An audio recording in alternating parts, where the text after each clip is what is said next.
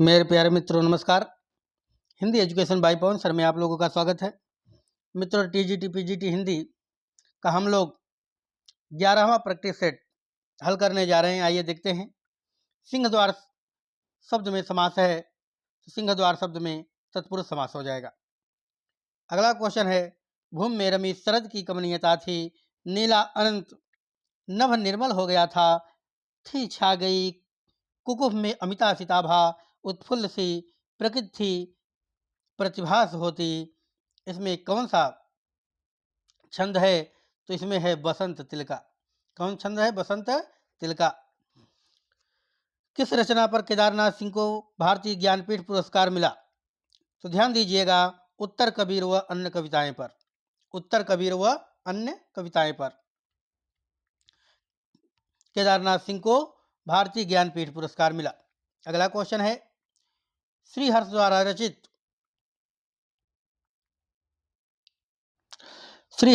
रचित नैषधीय चरितम में किस रीत की प्रधानता है? तो श्रीहर्ष द्वारा रचित नैषधीय चरितम में वैदर्भी रीत की प्रधानता है। कौन सी? वैदर्भी रीत की। अगला क्वेश्चन, रैदास के पद किस धार्मिक ग्रंथ में संकलित हैं? तो रैदास के पद जो हैं वह आदि गुरु ग्रंथ साहिब में संकलित हैं। किसमें? आदि गुरु ग्रंथ साहिब में। अगला क्वेश्चन है, मिलान करना है। देखें, कवियों को आंदोलन से जोड़ना है। तो आइए, लक्ष्मीकांत वर्मा कौन है? अकवितावादी हैं। अकवितावादी। नरेश कौन है? नकेनवाद के। शंभुनाथ सिंह कौन है? ध्यान रखिएगा, शंभुनाथ सिंह नवगीतवाद हैं। नवगीत। और केदारनाथ अग्रवाल हैं प्रगतिवादी। ध्यान रखिएगा, लक्ष्मीकांत वर्मा कवितावादी, नरेश नकेनवाद और लक्ष्मीकांत वर्मा अकवितावादी हो गए, नरेश नकेनवाद हो गए, शंभुनाथ सिंह नवगीत और केदारनाथ अग्रवाल प्रगतिवादी। ध्यान रखना, प्रयोगवादी अगर आ जाए तो अज्ञेय का नाम जरूर होगा, या प्रयोगवाद के कोई न कोई कवि अवश्य होंगे। तो पहला नंबर हमारा सही हो जाएगा। ध्यान रखिएगा, पहला का चौथा है, पांचवा है, फिर पहला है और दूसरा है। अगला क्वेश्चन देखें,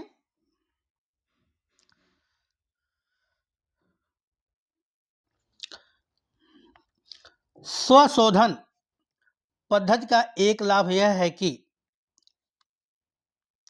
स्वशोधन पद्धति का एक लाभ यह है कि छात्र अपेक्षित मानकों के प्रति जागरूक हो जाते हैं और उस दिशा में कार्य करते हैं। बिल्कुल यही सही है। ध्यान रखिएगा, स्वशोधन का पद्धति का एक लाभ यह है कि छात्र अपेक्षित मानकों के प्रति जागरूक हो जाते हैं और उस दिशा में कार्य करते हैं। अगला क्वेश्चन देखें, रावण अशुद्ध होकर भी यदि कर सका त्रस्त, तो निश्चय तुम हो सिद्ध करोगे उसे ध्वस्त। रावण अशुद्ध होकर भी यदि कर सका त्रस्त, तो निश्चय तुम हो सिद्ध करोगे उसे ध्वस्त। राम की शक्ति पूजा कविता में यह कथन किसका है? तो राम की शक्ति पूजा में कविता में यह कथन किसका है? जामवान का। ध्यान रखिएगा, यह राम की शक्ति पूजा निराला की है और इसमें जो यह वचन कहा गया है यह जाम्बवान के द्वारा कहा गया है। अगला क्वेश्चन, नागमती वियोग खंड से संबंधित कौन सा कथन सही नहीं है? ध्यान रखना। तो जायसी के 12 मासा के रूप में नागमती के वियोग का मार्मिक चित्रण किया गया है। बिल्कुल सही है। यह वियोग प्रजा प्रवास जन्य विरह के अंतर्गत आता है। बिल्कुल सही है, प्रवास जन, क्योंकि रत्नसेन छोड़ करके चले गए थे रानी नागमती को, जिसके कारण यह वियोग चैत्र मास से प्रारंभ होता है। यही गलत है, यही गलत है, ध्यान रखिएगा। यह आषाढ़ से चालू होता है, चढ़ा आषाढ़, आषाढ़ से, न कि चैत्र से। तो यही गलत है, ध्यान रखिएगा। अगला है, इसको भी पढ़ लिया जाए। इस खंड में पक्षियों के माध्यम से संदेश भेजने का उल्लेख भी जायसी ने किया है। बिल्कुल, सुक नामक पक्षी होता है जो तोता, उसके माध्यम से संदेश जाता है। तो ध्यान रखिएगा, सी नंबर हमारा गलत हो जाएगा। अगर हम इसमें टिक लगाएंगे तो सी नंबर को लगाएंगे, क्योंकि कहा है कथन सही नहीं है, बाकी तीनों कथन हमारे सही हैं। अगला क्वेश्चन, वल्लभाचार्य ने अपने मार्ग का नाम पुष्टि मार्ग क्यों रखा? ध्यान दीजिएगा, वल्लभाचार्य ने अपने मार्ग का नाम पुष्टि मार्ग क्यों रखा? क्योंकि भक्त की और जीव की प्रवृत्ति तभी होती है जब भगवान का अनुग्रह होता है। बिल्कुल सही है, यही सही हो जाएगा, ए नंबर सही हो जाएगा। क्योंकि भक्त की ओर जीव की प्रवृत्ति तभी होती है जब भगवान का अनुग्रह होता है। अगला क्वेश्चन देखें भैया, 11 नंबर, रचना और रचनाकार की दृष्टि से इनमें कौन सा विकल्प गलत है? कौन सा विकल्प गलत है, ये देखना है। वेल कृष्ण रुक्मिणी री, चतुर्भुजदास, यही गलत है। ध्यान दीजिएगा, ध्यान मंजरी, अग्रदास, बरमय नायिका भेद, रहीमदास, भक्त माल, नाभादास, ये तीनों सही हैं। तो उत्तर हमारा कौन हो जाएगा? ए नंबर। उत्तर हमारा ए नंबर हो जाएगा, यही विकल्प गलत है। अगला क्वेश्चन देखें, उर्वशी पर लिखी गई किसकी समीक्षा से विवाद उत्पन्न हो गया था? किसकी समीक्षा से विवाद उत्पन्न हो गया था? उर्वशी पर लिखी गई समीक्षा। तो ध्यान दीजिएगा, भगवत शरण उपाध्याय की समीक्षा से विवाद उत्पन्न हो गया था। उर्वशी पर लिखी गई भगवत शरण उपाध्याय की समीक्षा से विवाद उत्पन्न हो गया था।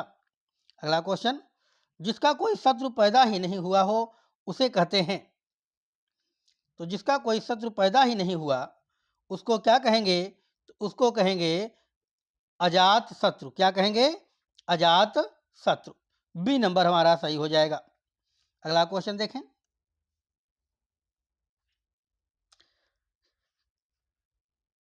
किस शब्द में विसर्ग संधि है? किस शब्द में विसर्ग संधि है? तो ध्यान दीजिए, मतैक्यम, इसमें आपको सीधा सीधा वृद्धि संधि दिखाई दे रही है। महोषधि, इसमें भी वृद्धि संधि दिखाई दे रही है कि अय और औ की मात्रा लगे हुए हैं। तरोस छाया, तरुह धन छाया, तो सी नंबर में हमारा हो जाएगा, ध्यान दीजिएगा, विसर्ग संधि। सी नंबर में क्या हो जाएगा? विसर्ग संधि। अगला क्वेश्चन देखें, प्रगतिवाद के अंतर्गत कौन सा विचार अमान्य है? तो प्रगतिवाद के अंतर्गत कौन सा विचार अमान्य है? तो 15 का हमारा हो जाएगा बी नंबर। ध्यान दीजिएगा, प्रगतिवाद के अंतर्गत रूपवाद को नहीं रखा गया है, यथार्थवाद को रखा गया है, पदार्थवाद को रखा गया है, समाजवाद को रखा गया है, रूपवाद नहीं है। अगला क्वेश्चन देखें, शंकराचार्य के किस दार्शनिक मत का निरूपण किया? शंकराचार्य ने किस दार्शनिक मत का निरूपण किया है? तो भैया ध्यान दीजिएगा, शंकराचार्य ने अद्वैतवाद का निरूपण किया है। किसका? अद्वैतवाद का। शंकराचार्य ने अद्वैतवाद का निरूपण किया है। जो करेगा सो भरेगा, रेखांकित शब्द क्या है? जो करेगा सो भरेगा, रेखांकित शब्द क्या है? तो संबंध जो सो अगर दिखाई दे रहा है तो समझ लो वहां संबंधवाचक सर्वनाम है। अगला क्वेश्चन, वर्ण क्रमानुसार लिखा गया हिंदी साहित्य के इतिहास का प्रथम ग्रंथ निम्नलिखित में से कौन सा है? वर्ण क्रमानुसार लिखा गया हिंदी साहित्य के इतिहास का प्रथम ग्रंथ निम्नलिखित में से कौन सा है? तो ध्यान दीजिएगा, 18 का बी नंबर हो जाएगा इस्तवार द ला लिटरेचर एंदुई हिंदुस्तानी। इस्तवार द ला लिटरेचर एंदुई हिंदुस्तानी वर्ण क्रमानुसार लिखा गया हिंदी साहित्य के इतिहास का प्रथम ग्रंथ है। किसका है? यह गारसा द तासी का है। गारसा द तासी का, ध्यान रखिएगा, गारसा द तासी का। अगला क्वेश्चन देखें, 19 नंबर। मुड़ मुड़ कर देखता हूं किसकी आत्मकथा है? यह कई बार आ चुकी है, ध्यान देखिए। मुड़ मुड़ कर देखता हूं किसकी आत्मकथा है? राजेंद्र यादव की आत्मकथा है। मुड़ मुड़ कर देखता हूं किसकी आत्मकथा है? राजेंद्र यादव की आत्मकथा है। खूब दिमाग में रखिए लीजिए।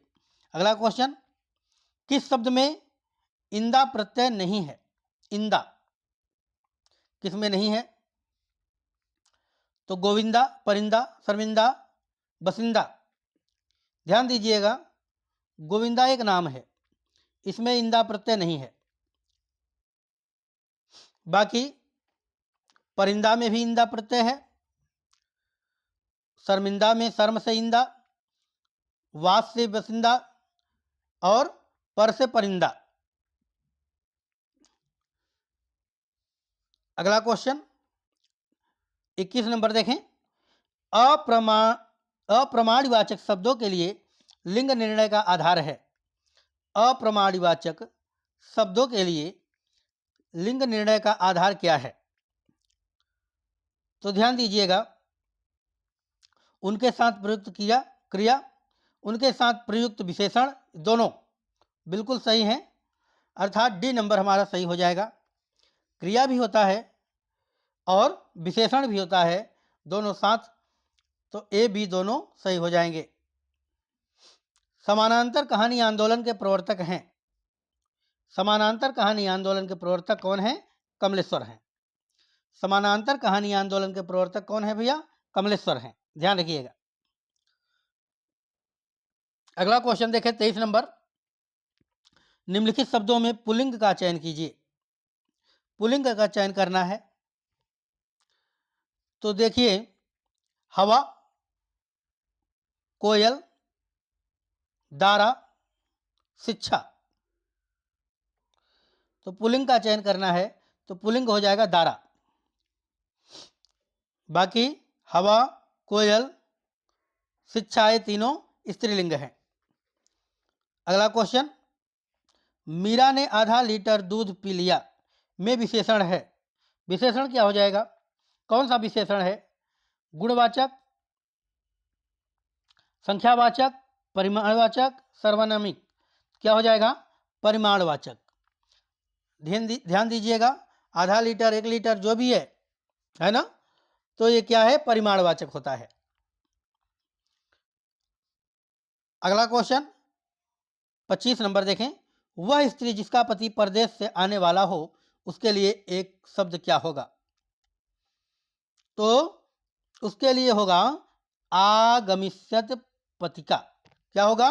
आगमिष्यत पतिका। वह स्त्री जिसका पति परदेश से आने वाला हो, ध्यान दीजिएगा। अगला क्वेश्चन, रामविलास शर्मा कृत महावीर प्रसाद द्विवेदी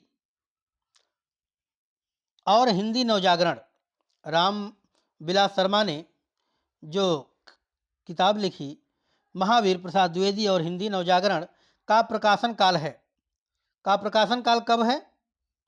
तो ध्यान दीजिएगा, 1972। 1972 ईस्वी में, डी नंबर सही हो जाएगा। स्वजात शब्द का विलोम है, तो स्वजात शब्द का विलोम क्या हो जाएगा? 26 नंबर भैया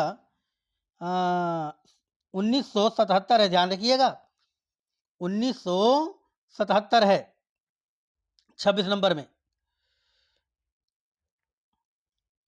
अगला देखें, स्वजाति का शब्द का विलोम है, तो स्वजात शब्द का विलोम क्या हो जाएगा? स्वजात शब्द का विलोम विजाति हो जाता है। क्या हो जाता है? विजाति। डी नंबर सही हो जाएगा। अगला क्वेश्चन देखें।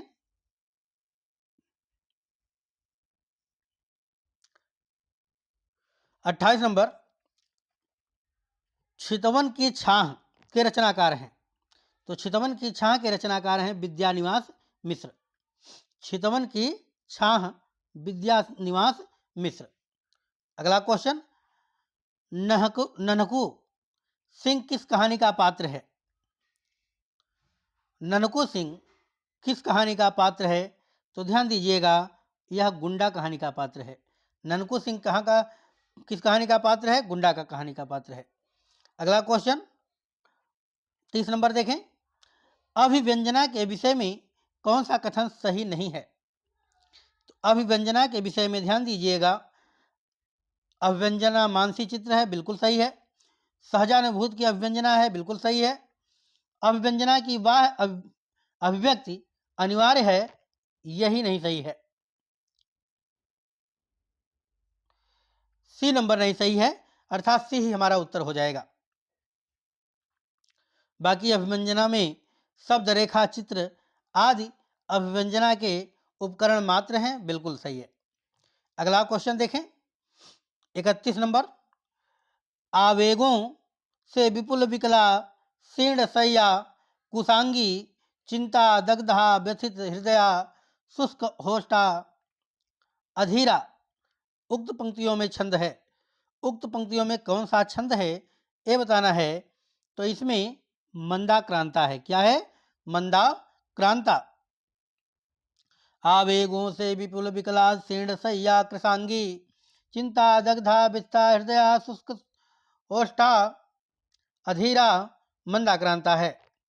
अगला क्वेश्चन, नाट्यवेद हेतु ऋग्वेद, यजुर्वेद, सामवेद और अथर्ववेद से क्रमशः लिए गए हैं।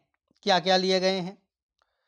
32 का ध्यान दीजिएगा, सी नंबर हमारा बिल्कुल सही हो जाएगा। ऋग्वेद से पाठ्य लिया गया है, पढ़ना। यजुर्वेद से अभिनय लिया गया है। सामवेद से गीत लिया गया है, गान। और अथर्ववेद से रस लिया गया है। तो सी नंबर बिल्कुल सही हो जाएगा। आइए अगला देखते हैं 33। हरि शब्द का चतुर्थी विभक्ति का सही रूप है। तो हरि शब्द का चतुर्थी विभक्ति का सही रूप क्या हो जाएगा? हरे। क्या हो जाएगा? हरे। अगला क्वेश्चन 34 देखें। सतपुड़ा के जंगल किसकी रचना है? बहुत सुंदर रचना है, कई बार आ चुकी है। सतपुड़ा के जंगल भवानी प्रसाद मिश्र की रचना है। किसकी है? भवानी प्रसाद मिश्र की रचना है, ध्यान रखिएगा। सतपुड़ा का जंगल भवानी प्रसाद मिश्र की रचना है। ए नंबर सही हो जाएगा। एनांग विकार सूत्रात सिद्धयत। एनांग विकार सूत्र से सिद्ध किया जाता है। क्या? आछड़ काण अछिकाणम आछड़ा काण। क्या हो जाएगा? आछड़ा काण। 36 नंबर आइए देखते हैं। गोल्ड स्मिथ कृत हरमित तथा डेजर्ट विलेज का हिंदी अनुवाद किसने किया? काफी बार पूछा गया है, तो ध्यान दीजिएगा, श्रीधर पाठक ने। गोल्ड स्मिथ कृत हरमिट तथा डेजर्ट विलेज का हिंदी अनुवाद किसने किया? तो श्रीधर पाठक ने। अगला क्वेश्चन, निम्नलिखित में से कौन सा लेखक भारतेंदु मंडल का नहीं है? भारतेंदु मंडल का नहीं है प्रताप नारायण मिश्र, बद्री नारायण चौधरी, प्रेमघन, बालकृष्ण भट्ट, राजा लक्ष्मण सिंह। तो ध्यान दीजिएगा, राजा लक्ष्मण सिंह इनके समय के नहीं हैं। बाकी प्रताप नारायण मिश्र, बद्री नारायण चौधरी, प्रेमघन और बालकृष्ण भट्ट, ये तीनों भारतेंदु मंडल के थे। राजा लक्ष्मण सिंह, शिव प्रसाद सितारे हिंद, ये सब अलग हैं। अगला क्वेश्चन देखें 38 नंबर। निम्नांकित कवियों एवं उनके समक्ष अंकित पंक्तियों में से कौन सा युग्म असंगत है? तो ध्यान दीजिए 38 में बी नंबर हमारा हो जाएगा भज मन चरण कमल अविनाशी। यही समक्ष अंकित पंक्तियों में से कौन सा युग्म असंगत है? यही असंगत है। बाकी जायसी चढ़ा अषाढ़ गगन घन गाजा, ये बता दिया गया। उसके बाद कबीर की असड़िया झाई पड़ी, बिहारी की अजब तरवना ही रहो, सुध सेवती कयंग, ये तीनों मिलान है। यही सूरदास का जो है भज मन चरण कमल अविनाशी, यह मिलान नहीं है। तो बी नंबर सही हो जाएगा। अगला क्वेश्चन देखें 39 नंबर, जब उपमेय को उपमान से श्रेष्ठ बताया जाए तो अलंकार होता है। तो ध्यान दीजिएगा, जब उपमेय को उपमान से श्रेष्ठ बताया जाए तो वहाँ प्रतीप अलंकार होता है। अगर किसी को कह दिया जाए कि आपका मुंह चंद्रमा से सुंदर है, तो चंद्रमा से सुंदर है नहीं, आपका मुंह चंद्रमा के समान है या चंद्रमा आपके मुंह के समान है, अगर कहा जाता है तो ध्यान दीजिएगा वहां प्रतीप अलंकार उल्टा हो जाएगा। अगला क्वेश्चन, नैतत में संधि विच्छेद होगा। तो नैतत में संधि विच्छेद क्या हो जाएगा? न प्लस एतत। क्या हो जाएगा भैया? न प्लस एतत। ए नंबर बिल्कुल सही हो जाएगा, न प्लस एतत। अगला क्वेश्चन,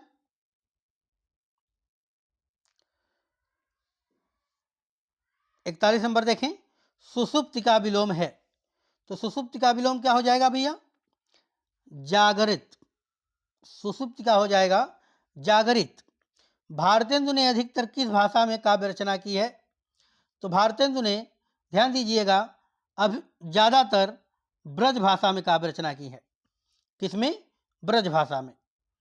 खड़ी बोली के जनक माने जाते हैं, लेकिन सबसे ज्यादा काव्य रचना ब्रज भाषा में की है।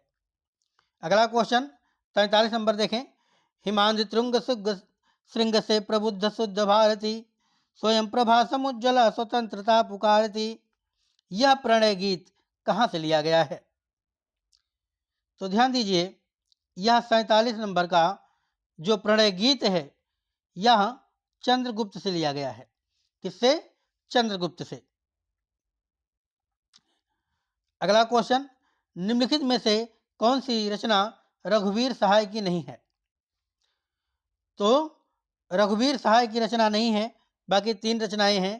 तो ध्यान दीजिए, कितनी शांति, ये रघुवीर सहाय की नहीं है। बाकी रघुवीर सहाय की रचनाएं स्वाधीन व्यक्ति, नेता क्षमा करें, आत्महत्या के विरुद्ध, ये तीनों रचनाएं रघुवीर सहाय की हैं। अगला क्वेश्चन देखें 45 नंबर, निम्नलिखित में से कौन सा ऊष्म व्यंजन नहीं है? तो ऊष्म व्यंजन ध्यान दीजिएगा श श श ह होता है, 4 होते हैं, श श श ह, तो ग नहीं है, ध्यान रखिएगा। अगला क्वेश्चन देखें, साहित्य को सुरसर सम, साहित्य को सुरसर सम सबका हितकारी घोषित किया है। किसने? सुरसर सम मतलब देवताओं की नदी के समान साहित्य को किसने घोषित किया है? तो गोस्वामी तुलसीदास ने। किसने? गोस्वामी तुलसीदास ने। अगला क्वेश्चन, वट वृक्ष की छाया में किस लेखक की स्मृति में सुरक्षित रखने के लिए लिखी गई है? वट वृक्ष की छाया में किसका है? कुमुद नागर का है। तो कुमुद नागर ने किसके लिए लिखा है? अमृतलाल नागर के लिए।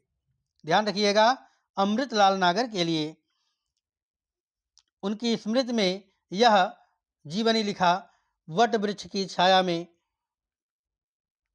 यह लिया गया है जीवनी से, और अमृतलाल नागर की जीवनी है इसमें, और कुमुद नागर ने इसको लिखा है। ध्यान रखिएगा। 48, भारवी द्वारा रचित किरातार्जुनियम का प्रधान रस है। भारत द्वारा रचित किरातार्जुनियम का प्रधान रस क्या हो जाएगा? वीर रस हो जाएगा। क्या हो जाएगा? वीर रस। किरात और अर्जुन के बीच जो युद्ध हुआ था उसके बारे में ये बात स्पष्ट की गई है। तो किरातार्जुनियम वीर रस में है। अगला क्वेश्चन, अर्थार्जन की अपेक्षा श्रम को महत्व देने वाले निबंधकार हैं। अर्थार्जन की अपेक्षा श्रम को महत्व देने वाले निबंधकार कौन हैं? तो सरदार पूर्ण सिंह हैं। कौन है? सरदार पूर्ण सिंह। इन्होंने लगभग 7-8 निबंध लिखे और उसी पर कन्यादान, अमेरिका का मस्योगी, वाल्ट हिटमैन, आचरण की सभ्यता, तमाम इनके निबंध हैं। ध्यान रखिएगा किस शब्द में वी उपसर्ग नहीं है। वी उपसर्ग नहीं है तो देखें, विद्या में वी उपसर्ग नहीं है। किसमें? विद्या में। बाकी विकट में भी है, विदग्ध में भी है, विषम में भी है। सम को अलग कर देंगे फिर भी शब्द सही है, दग्ध को अलग कर देंगे फिर भी सही है, कट को अलग कर देंगे फिर भी सही है। तो सब में वी उपसर्ग लगा है, तीनों में, विद्या में नहीं लगा है। इनमें से गलत वर्तनी का शब्द है, तो गलत वर्तनी का शब्द क्या हो जाएगा भैया? आधीन हो जाएगा। अधीन होता है, किसी के हम अधीन होते हैं, न कि आधीन। अधीन शब्द होता है। ज्योत्सना, अहर्निश, अनुग्रहित, ये तीनों सही हैं। कौन सा मानक वर्तनी में लिखा है?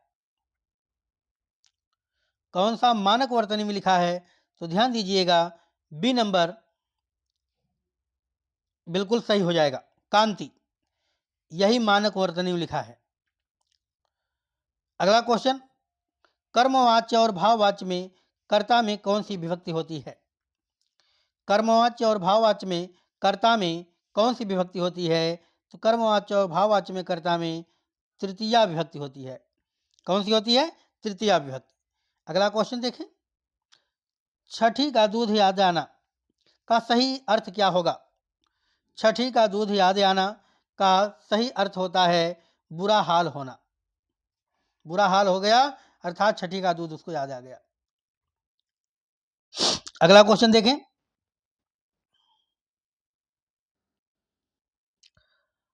हिंदी में कौन से शब्द ऐसे हैं जिनके दो दो रूप समांतर चल रहे हैं?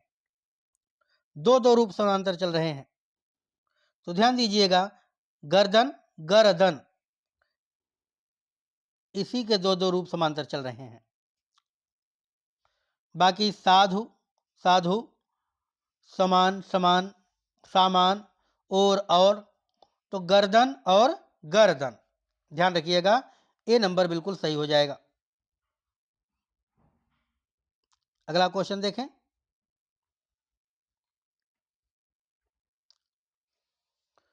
द्वंद्वात्मक भौतिक विकासवाद किस काव्यधारा का आधार है? बहुत ही सुंदर क्वेश्चन है। द्वंद्वात्मक भौतिक विकासवाद किस काव्यधारा का आधार है? तो ध्यान दीजिएगा, प्रगतिवाद का आधार है। किसका? प्रगतिवाद का। द्वंद्वात्मक भौतिकवाद, विकासवाद प्रगतिवाद में होता था। अगला क्वेश्चन, कड़ाही से गिरा चूल्हे में आ पड़ा का भाव है? कड़ाही से गिरा चूल्हे में आ पड़ा, एक विपत्ति से छूट करके दूसरी विपत्ति में आ पड़ना। ध्यान रखिए। अगला क्वेश्चन, दक्षिणी राजस्थानी की प्रतिनिधि बोली है? तो दक्षिणी राजस्थानी की प्रतिनिधि बोली क्या हो जाएगी? तो ध्यान रखिए, मालवी। मालवी जो है वो दक्षिणी राजस्थानी की प्रतिनिधि बोली है। अगला क्वेश्चन, आधे अधूरे नाटक के मूल कथानक में है? आधे अधूरे नाटक के मूल कथानक में क्या है? तो पारिवारिक विघटन। ध्यान रखिए, सी नंबर, पारिवारिक विघटन है। दाम्पत्य संबंधों में कटुता व रिक्तता है। आधे अधूरे नाटक जो मोहन राकेश जी का है उसमें पारिवारिक विघटन है, दाम्पत्य संबंधों में कटुता व रिक्तता है। अगला क्वेश्चन, आचार्य रामचंद्र शुक्ल द्वारा रचित हिंदी साहित्य का इतिहास सर्वप्रथम किस नाम से प्रकाशित हुआ? कई बार पूछा गया है भैया। ध्यान रखिए, सबसे पहले किस नाम से प्रकाशित हुआ? हिंदी साहित्य का विकास। हिंदी साहित्य का विकास नाम से प्रकाशित हुआ। अगला क्वेश्चन देखें, निम्नलिखित में से कौन सी नानक की रचना नहीं है? तो नानक की रचना नहीं है ये बताना है। तो गुरु ग्रंथ साहिब, आशा दीवार, रहिरास, सिद्धांत पंचमात्रा, यह जो है गुरु नानक की रचना नहीं है। बाकी गुरु ग्रंथ साहिब, आशा दीवार, रहिरास, सोहिला, ये सब गुरु नानक की रचनाएं हैं। अगला क्वेश्चन 62 नंबर देखें। रामविलास शर्मा किस विचारधारा के लेखक हैं? तो रामविलास शर्मा जनवादी विचारधारा के लेखक हैं। कैसे लेखक हैं? जनवादी विचारधारा के। हिंदी की मूर्धन्य ध्वनियां हैं, तो हिंदी की मूर्धन्य ध्वनियां कौन है भैया? तो ट, ठ, ड, ढ, अण, ये मूर्धन्य ध्वनियां होती हैं। ट, ठ, ड, ढ। अण तो अनुनासिक हो जाता है, ध्यान रखिएगा, लेकिन मुख्य रूप से ट, ठ, ड, ढ, ये मूर्धन्य ध्वनियां हैं। अगला क्वेश्चन है, सृष्टि शब्द का विलोम है। तो सृष्टि शब्द का विलोम क्या हो जाएगा? तो सृष्टि शब्द का विलोम प्रलय हो जाता है। प्रलय का सृष्टि हो जाता है, सृष्टि का प्रलय हो जाता है। अगला क्वेश्चन 65 नंबर देखें। जिस धर्म साम्य को आधार बनाकर उपमेय उपमान में एकता स्थापित की जाती है, धर्म साम्य को आधार बनाकर उपमेय उपमान में एकता स्थापित की जाती है, उसे क्या कहते हैं?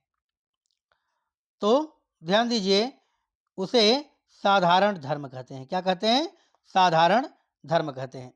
जिस धर्म साम्य को आधार बनाकर उपमेय उपमान में एकता स्थापित की जाती है, उसे साधारण धर्म कहते हैं। याद हो कि न याद हो, संस्मरण कृत के लेखक हैं। याद हो कि न याद हो, संस्मरण कृत के लेखक कौन हैं? तो काशीनाथ सिंह हैं। कौन है? काशीनाथ सिंह। सी नंबर सही हो जाएगा। अगला क्वेश्चन देखें। निम्नलिखित में से कौन सी